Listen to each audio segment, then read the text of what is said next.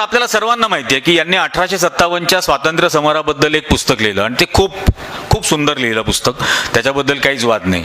ते 1857 the first war of independence या नावाने पहिल्यांदा इंग्लिशमध्ये लिहिलं, मग मराठीत 1857चं स्वातंत्र्य समर.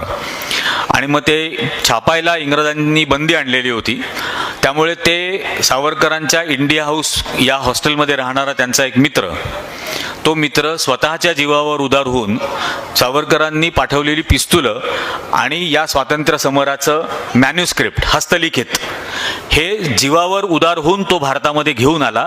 त्यांनी ते हस्तलिखित प्रत त्यांच्या भावाकडे दिली आणि मग ती हस्तलिखित प्रत पुस्तक स्वरूपात छापून आली.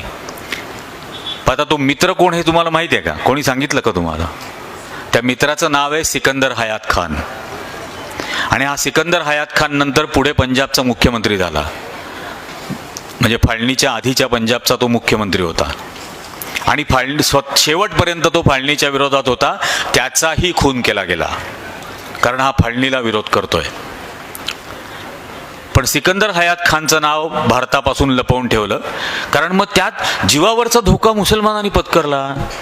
ती पिस्तुलं यांनी पाठवलेली भारतामध्ये तो एक मुस्लिम माणूस घेऊन आला, मग मुस्लिमांचा कसं काय द्वेष करायचा असा प्रश्न जनतेला पडू नये, असा प्रश्न हिंदुत्ववाद्यांना पडू नये म्हणून ते नावच लपवलं.